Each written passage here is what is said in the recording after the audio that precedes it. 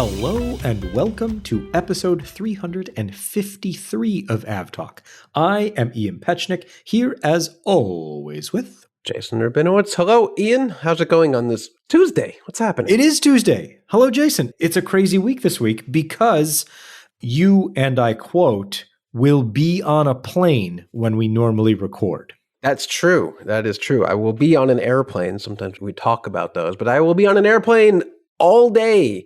Not going particularly far, just to London, but I love me some daytime transatlantic eastbound flights. But it does unfortunately take up the whole day, and I don't think I'll be up to recording the podcast at midnight when I eventually get to my hotel in Heathrow.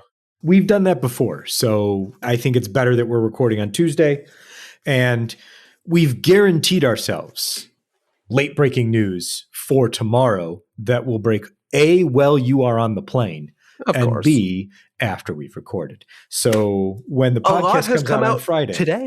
A lot has come Yes, out today, though. that's true. I talked to as many industry professionals as I could, and they accelerated their timeline of announcements by a day, which was very nice of them, especially Delta, which we'll talk about in a little bit. But That hey, was that's very nice. Yeah, I love these daytime flights, but it is quite disruptive. But I value that night of sleep I will get back more so than this podcast. Sorry, everyone. I'm telling everyone you said that. Mm-hmm. They would have no way to know otherwise. Well, we've got a bunch of stuff to talk about because many things actually have happened, and we'll get to all of the order and delivery wrap up for 2025 for Boeing and Airbus, some news on the business front. But as far as rough flights go, so Jason, your parents were coming back from Europe recently, and you'd mentioned that they had gotten a little waylaid in London thanks to some, I guess. Yeah, only about 30 hours late. No big deal. Yeah, I gave them false confidence. It was one of those red flag weather days in Heathrow, and I assured them, all your inbound aircraft, they were the first flight of the day. Your inbound aircraft made it to where you are. It's fine. And then that morning, BA posted a 2.5-hour arrival delay for their first flight, but then they took off fine and landed early. And I said, great, everything's going to be fine. That's the hard part. And then BA pulled the rug out of them and said, actually, your flight to JFK is canceled for no reason in particular. Also, everything else is sold out for today and tomorrow. So good luck. 30 hours later, they got home. But could have been worse. At least they were comfortable and not terribly put out as far as where they were staying and things like that. Passengers on Air France Flight 191 this week have had a bit rougher go of it. So this is the flight from Bengaluru to Paris. The flight was supposed to leave at 2 a.m. Monday morning and arrive in Paris a little after 8 a.m. That's already brutal. Those are brutal flight times, but at least that would have been on time. The flight took a 21-hour delay. So they did not leave until 11 p.m. Monday. That's somehow much worse. Then, while en route, the aircraft diverted to Ashgabat, Turkmenistan. Oh, I'm pretty sure Air France doesn't have any operations there, does it? They do not. So they sent a rescue aircraft. And so now about 21 hours, as we record, about 21 hours later, they are finally in the air on their way to Paris. And so now they will arrive, instead of 8 a.m. Monday morning, they will arrive at about 3 a.m. Wednesday morning. Oh. After having spent a lovely day in Ashgabat, Turkmenistan. I hope they were allowed off the aircraft at least. Yes. But so it sounds like they were actually allowed into the airport hotel. Oh, which that's not too bad. No, not too bad. So better than some of the more dire not allowed off the airplane because of customs and other rules like that. Better than diverting to Iran, as some airlines have in the past. Norwegian. Yes. Much, much better. And so the passengers are on their way home. The incident aircraft remains on the ground, and hopefully Air France can get a maintenance team out and bring it back to life and bring it back to Paris. But wow, what a rough bit of business. It happens. Let's talk about something else that's happening, and that's Allegiant is buying Sun Country. These are the two remaining ultra low cost carriers in the United States. Spirit would Allegiant. like a word. Sure. Do they still get a word? I don't know. Yeah, this came out of nowhere, I feel like. Not even like an inkling or a rumor of this combination happened, but what are the details? A few months ago, Allegiant had talked about merger and acquisition opportunities. Sun Country had kind of cast about saying that they were exploring opportunities, but neither one mentioned the other explicitly. Now we know that they are going for Allegiant spending basically $1 billion when it's all said and done to buy Sun Country, and they will end up with a combined airline having a mixed Airbus and Boeing fleet of 195 aircraft flying to 175 airports.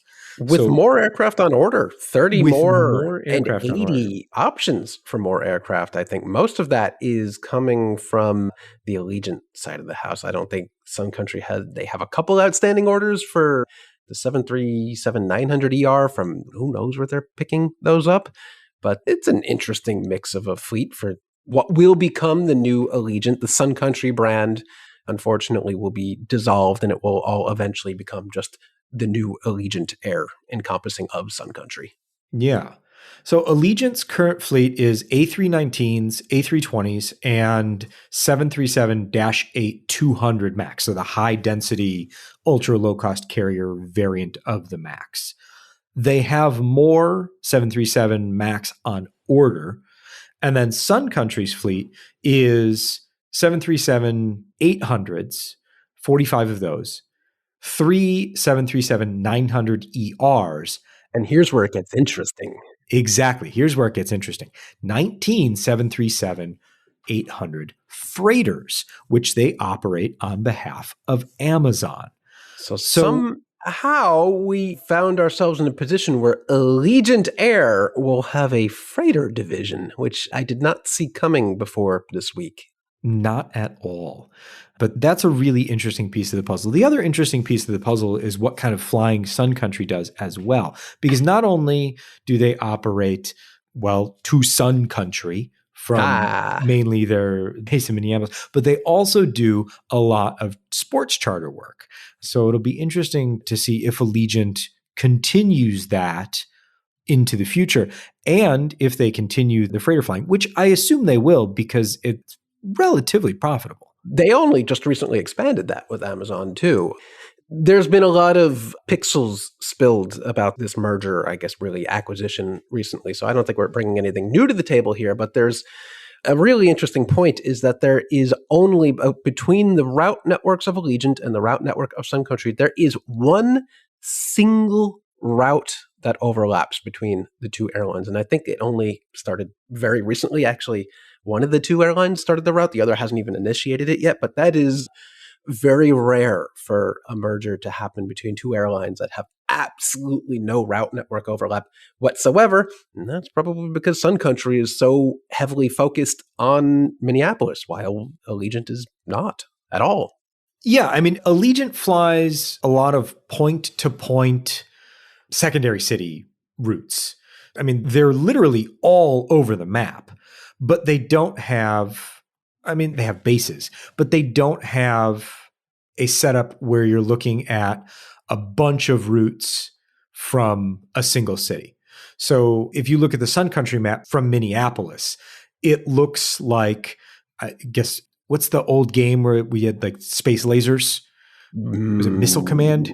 Yes. Where you've got a single point and you're trying to get all of the things to save your base. But if you look at Allegiant, you hover over a city, you'll see 3 cities from there, 1 city from here, 2 cities from here, 1 city from here. And like Jason mentioned, there's no overlap except for, and this one fascinates me, Appleton, Wisconsin to Fort Myers, Florida in the winter. Sure, why not? So they're not even year-round overlaps. No, and that's among a combined, they say, 650 routes, 551 on the Allegiant side and 105 on the Sun Country side. So obviously one is much larger than the other. Almost all of that on the Sun Country side is out of MSP, which Allegiant says they will have some sort of major presence in. for now. We'll see. Who knows how long that lasts? They say a lot of other things in the press release that doesn't make a whole ton of sense. But there's also the interesting play in there are parallels being drawn here between Allegiant acquiring Sun Country and back in the day, Southwest acquiring AirTran simply for an international expansion. Way back in the day, Southwest acquired AirTran, maybe not primarily, but at least in part because of AirTran's international network. Before that, Southwest wasn't even technically capable of operating international routes, which is a whole other conversation. And I just want to clarify that point. Jason's not using the word technically as in like legally allowed. No, I mean as in computer says no, I don't understand what another country is. That was the situation at Southwest. It might be a similar situation at Allegiant where its systems are not capable of operating international service, while of course we know Sun Country has a very robust international sun destination route network. This is going to be an interesting one. I can't imagine there's going to be much, if any, pushback from regulators on this one. We'll see what happens at MSP. Again, Brett Snyder calls out that there's the potential that Sun Country only has the presence at MSP. It does simply because Delta hasn't decided that it cannot. We'll see how the reaction is from Delta when Allegiant starts marking down flights and starts becoming more of a mainstay there. Maybe Delta won't be so happy about that anymore. I feel like Brett's analysis is on one end of the spectrum of this doesn't really make any sense and we have to wait and see where they're going with this, to what I feel like the consensus analysis of this is, of course it's happening. Of course this is where things were headed. Consolidation is always going to lead to more consolidation, and this was the natural fit. I think I'm falling somewhere in the middle. I think they're definitely seeing something, though I'm not quite sure exactly what the end game for Allegiant is here. And that's what I think we're going to have to see play out. Yeah, it's not even like Sun Country has a backlog of precious 7.3 MAX or 320 Neo orders or anything. They really don't have much of any. So clearly Allegiant sees something. Whether or not that's realized, we'll have to wait and see. But there's one more interesting historical coincidence. I don't know if it's a coincidence, but a commonality between these two airlines that aren't all that old. According to Wikipedia, Sun Country is 43 years old and Allegiant is actually only 27 years old. Commenced operations in June 1998.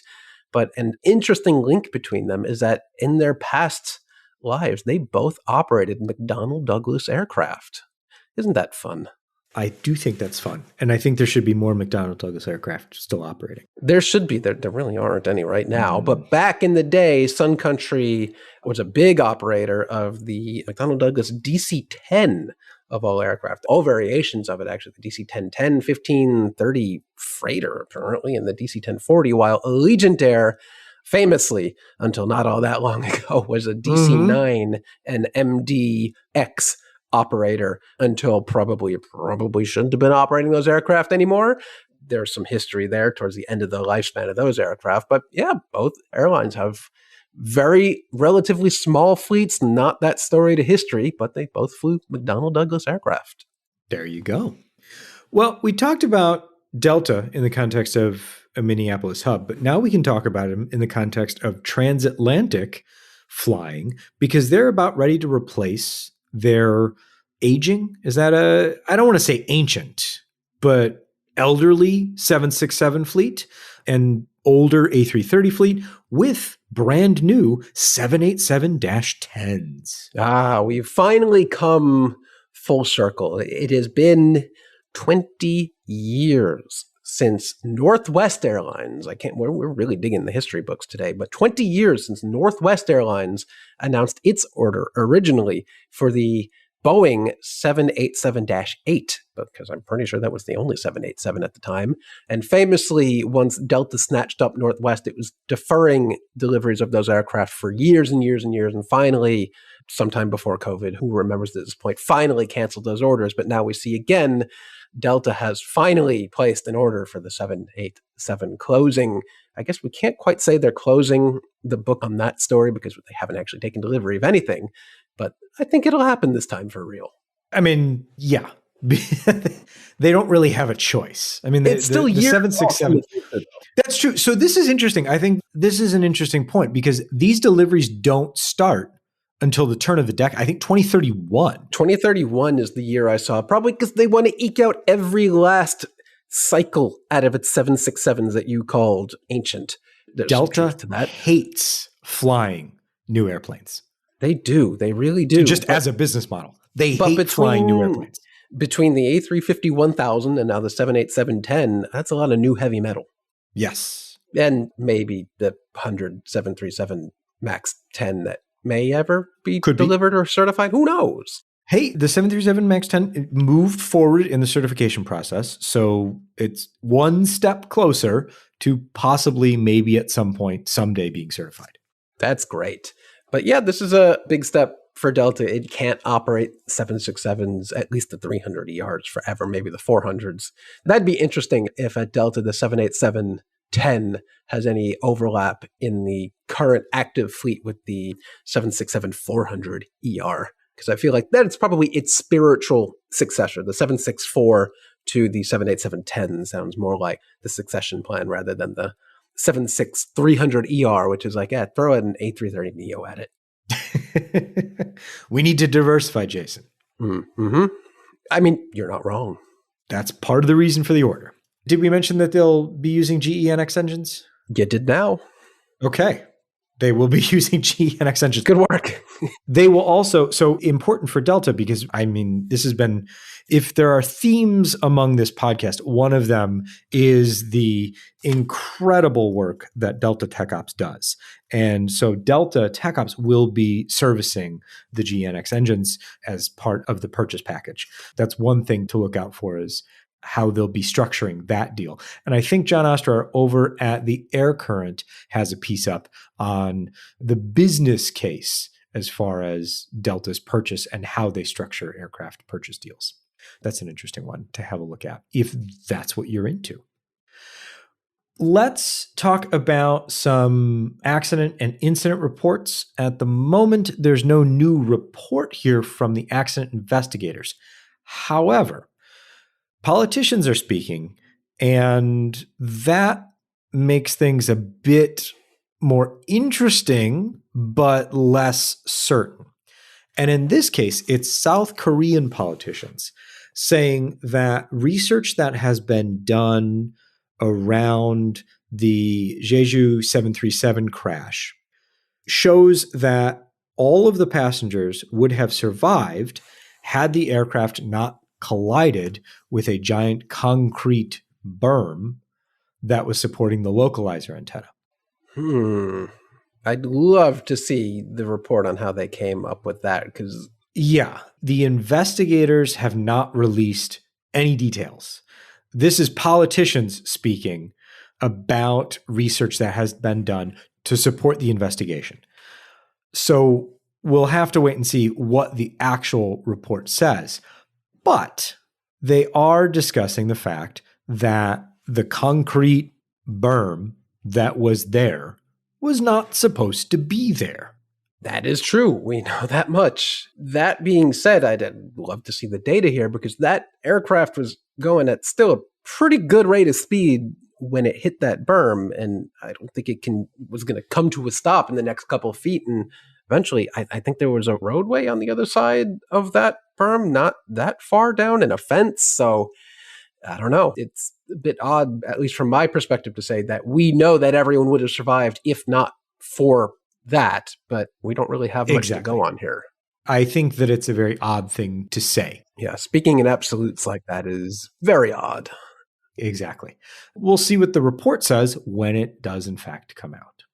This is an interesting one that got flagged to us during the week from one of our Flight Radar 24 colleagues who is a former Airbus pilot. And their comment was, oh, that's bad. And what happened in this case, and at least 6 others, according to Airbus, the crews were following the checklists for de-icing.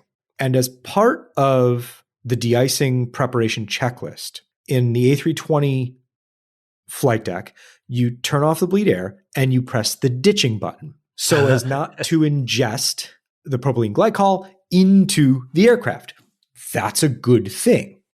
Yes, for those unfamiliar, the ditching button is literally a button on an Airbus aircraft that the flight crew can press if they anticipate or plan or think they might ditch into water and conduct a water landing, and it closes up all the ports and holes and whatever, I think on the bottom of the aircraft, so that it has a better chance of floating and not ingesting water and sinking immediately.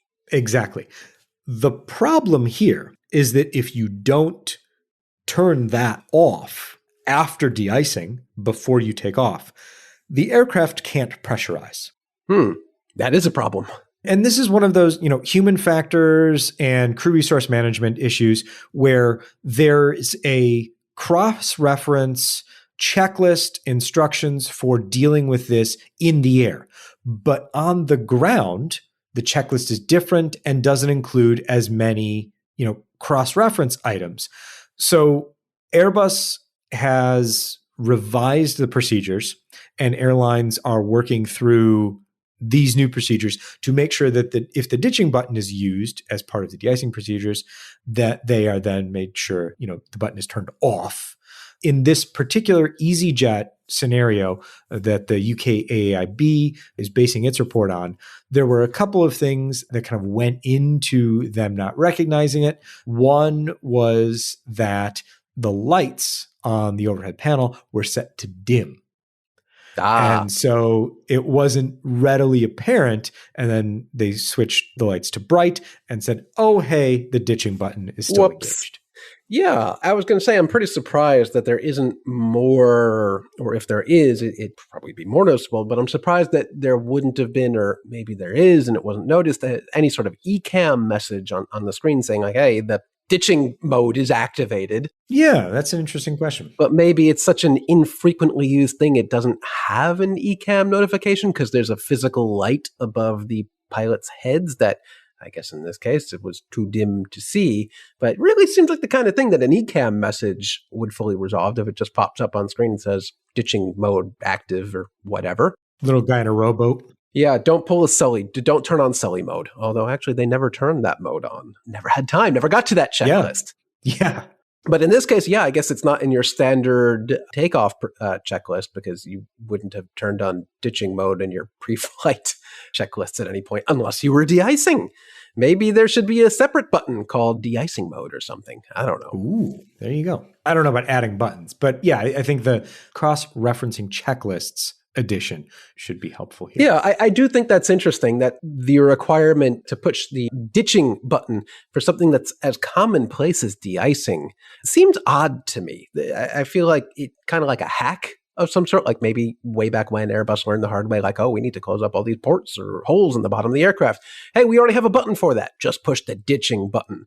But this doesn't feel like an uncommon occurrence because we know de-icing happens probably every day somewhere in the world. Maybe the solution is ditching/de-icing on the button label. Or when you push it, it makes like it drips green de-icing fluid on you just to remind you. You got to turn it off. I don't like that solution. Well, you'll notice it. There is that. All right, let's stick with the UK AIB because they have another report about a turbulence event encountered by a British Airways A380. This is all the way back in December of 2024. The aircraft had been cruising at 39,000 feet from Los Angeles to London when the aircraft encountered what became light to moderate turbulence lasting about 10 to 15 seconds. Unfortunately, one of the flight attendants fell while preparing the cabin and fractured her ankle, and a passenger on the upper deck of the aircraft suffered a broken ankle because they were on their way back from the LAV and hadn't had a chance to sit down and buckle up their seatbelt. That is not the real story here. The real story here is that the inquiry credits the real-time weather app as part of the pilot's electronic flight bag with warning the pilots that turbulence could possibly be encountered during the flight while they were already in flight. The pre-flight weather briefing included no information about turbulence to be expected on the flight path. However, they received notification en route that turbulence was possible because of the real-time weather app that is updated through the aircraft's Wi-Fi. So they were able to say, hey, we're going to have turbulence up ahead. Everybody should stow their things, service should stop, and everyone should be seated. And unfortunately, not everyone was seated in time because the flight attendant was still preparing the cabin and somebody really had to go to the bathroom. But injuries could have been much worse had service been going on, people walking around the cabin, things not stowed. So an interesting outcome, and I think something that, kind of lends itself to what we've talked about over the past few years, how real-time connectivity on the flight deck is changing a lot of how aircraft operate. Yeah, that's great to see technology be used actually the way it was marketed and originally intended. Some of the reason why airlines installed these connectivity systems in the first place wasn't just so that you could download this podcast in the air, but also operational reasons, health metrics from the aircraft, and of course, the electronic flight bag updates, which pilots do get. So great to hear an actual story of that. Fun that it's on a BA aircraft, an airline notorious for having just completely unusable or broken Wi-Fi. But good for them. But it worked in this case. It worked in this case. One of the few instances where it worked on BA. It worked when they needed it to, I guess. Yeah. Let's turn our attention to a year-end wrap-up for 2025 orders and deliveries. Boeing had a much, much, much better year in terms of orders and deliveries than they have since 2018. Ooh, that's a long time. Yes. So they took in gross orders of 1,175 aircraft. They beat Airbus. They did Airbus in gross orders, and I think in net orders as well. A lot of those orders came as part of revised trade deals between the United States and other countries. So, Jason, I want to give you a short quiz. Oh. Who were the biggest orders from? Air China and China Southern. No. Oh. The biggest orders came from undisclosed airways. Oh, I should have gone with that. Of course it did. Of course it did. Were Air China and China Southern even on the list? I honestly don't know. But that's where I feel like the conversation was going with these new trade deals. But yeah, undisclosed airways, airlines, whomever, of course, they have got the world's biggest fleet. Exactly. So 337 aircraft ordered by unidentified customers, 234 737 MAX, 91 787-9, and then a smattering of others. But no, so the order that I was really pointing to, there were a couple, but one especially is the Qatar Airways order for 161 aircraft throughout the year that really came as part of the trade deal push by the Trump administration. The Korean Air order, 40 aircraft among those as well. Uzbekistan Airways, they're China Airlines. So there are a couple here that are really part and parcel of the Trump administration's renegotiation of trade deals. But overall, 1,175 gross orders, 591 737 MAX, 10 737-800As, so the P8 base, where it's the frame is purchased by Boeing from Boeing for Boeing, and then the whole airplane is purchased by a government. 2 767-2Cs, so the KC-46, 15 777Fs, 163 777Xs. Wait, that's a lot. That's a lot of 777Xs, my man. They break down the 787s by subtype. So this one was interesting to me. 787-10, 150, 787-9, 230, 787-8, 1. Who? Unidentified. Who ordered a 787 dash? I mean, it must be a BBJ, right? Has to be. I assume so. But they're there. That's great analysis. Thank you, Ian. Yeah, I don't know what more to tell you.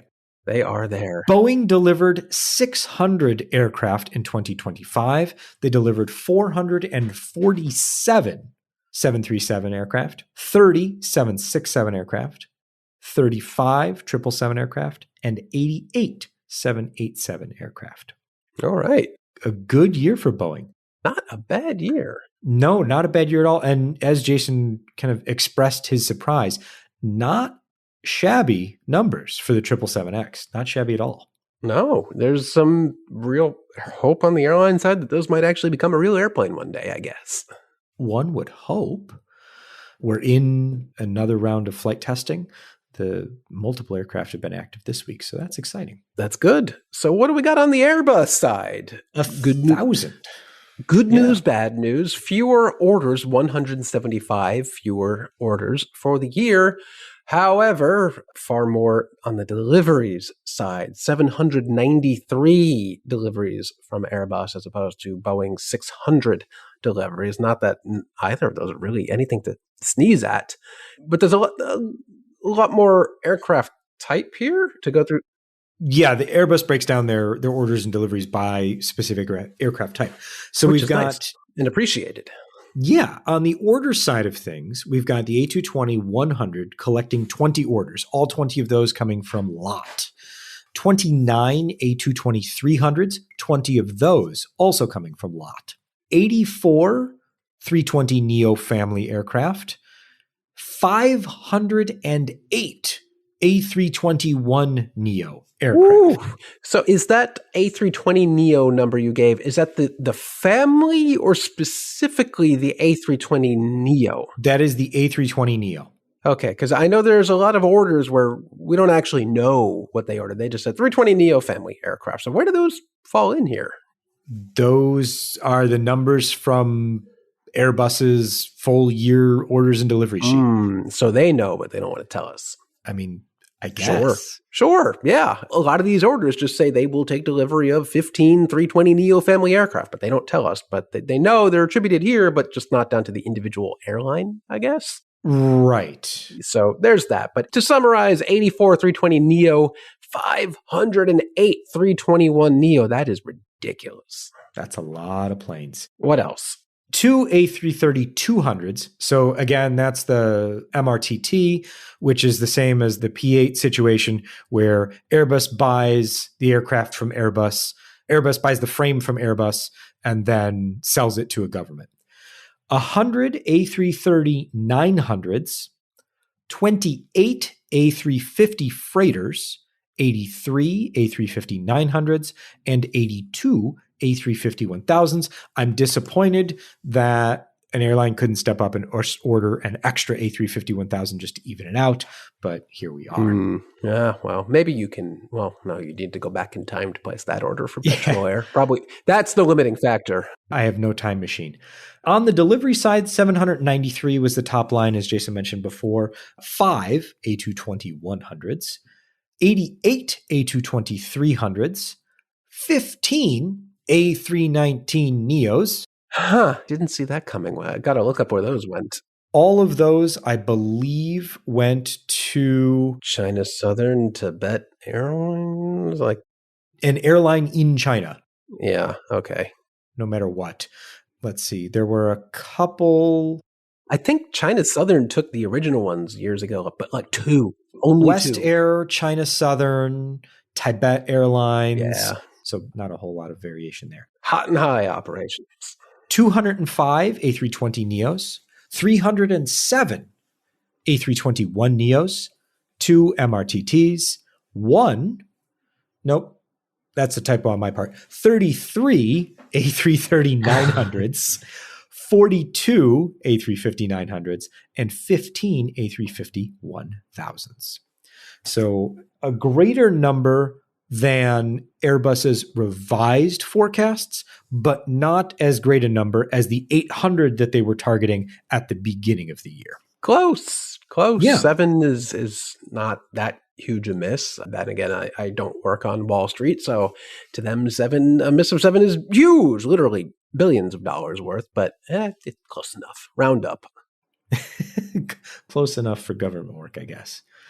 So yeah, not a bad year for either Airbus nor Boeing. Boeing especially having a very good year, both in terms of orders and a much, much, much better delivery year as well. So good for them. Jason, let's close the show with some bittersweet news. Sweet because it's the first one of its kind. Air Inuit has received Canadian approval to put the 737-800 Combi into service. This is a forward cargo door featuring room for 5 pallets and then 90 seats in the cabin behind it. Very cool because it's the first one ever and it'll go in service soon. I'm looking at one right now. I've got a model of that on my shelf behind me because of that time I was supposed to fly the 737-200 Combi, which I think is the bitter part of your news. The bitter part of this is that it now becomes increasingly likely that you will never get to fly on that 737-200 Combi. Wonderful. That's great news. Thank you. That's not even bittersweet. That's just a gut punch. Yeah, that sucks. We were so close. So close. But what are you going to do? But go back and try again. Yeah, but it might even be too late for that if they did their runway thing where they don't need to be sending the 200 Combi out there anymore. I'm not sure. But I was on it. That was nice. But good for them. The 800 is obviously a massive upgrade to the 200 in just about every conceivable way. Except coolness. Except the cool factor. That's true. Except it is unique right now. So it's still pretty cool. Yeah. So we'll go for that. That'll cushion the blow.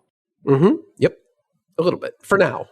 All righty. Let's call this episode good enough because you, sir, need to go, I assume, pack for your trip. Eventually, yeah. Eventually, and leave at some point. But we'll say that this is episode 353 of AvTalk. I am Ian Petchnick, here as always with Jason Rabinowitz. Thanks for listening.